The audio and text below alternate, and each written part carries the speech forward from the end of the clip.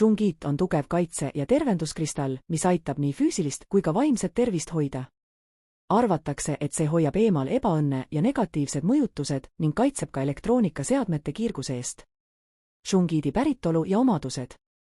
Shungit tekkis maal ligi 2 miljardit aastat tagasi ning seda kaevandatakse Venemaal Karjalas, Shunga külas. See sisaldab fullereene, mis on võimsad antioksüdandid, mistõttu on shungiti kandmine nahaga kontaktis kasulik. Seda kasutatakse ka vee puhastamiseks, asetades shungiti tükid või püramiidid vee sisse. Kaitsva energiaallikas. Shungit neelab elektromagnetvõnkeid, mida tekitavad arvutid, telefonid, Wi-Fi seadmed IMS. See tõkestab kahjulike ainete kehasse imendumist ja kaitseb vaimsel tasandil needuste ning negatiivse energia eest. Väidetavalt aitab shungit vähendada vabade radikaalide mõju ja toetab vähivastast kaitset. Vaimne ja emotsionaalne tasakaal. Shungit aitab vabaneda negatiivsetest emotsioonidest ja kahjulikest mõttemustritest, julgustades inimesi end paremaks muutma.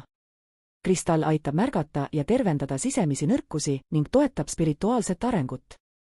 See on eriti kasulik neile, kes puutuvad kokku madalate energiatega, nagu viha, kadedus ja depressioon. Shungiti kasutamine igapäevaelus. Kiirguskaitse, aseta shungiti tükid arvuti, telefoni ja muude seadmete lähedusse. Vee puhastamine, hoia shungiti veekannus, et eemaldada veest mürke. Kodukaitse, paiguta shungit tubadesse, et puhastada koduenergiat ja luua kaitse halva mõju eest.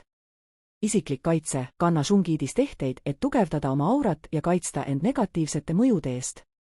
Sobivus tähemärkidega. Shungit on eriti võimas skorpionite jaoks, aidates neil hoida tervist ja kaitsta end ebaõnne eest. Hooldamine.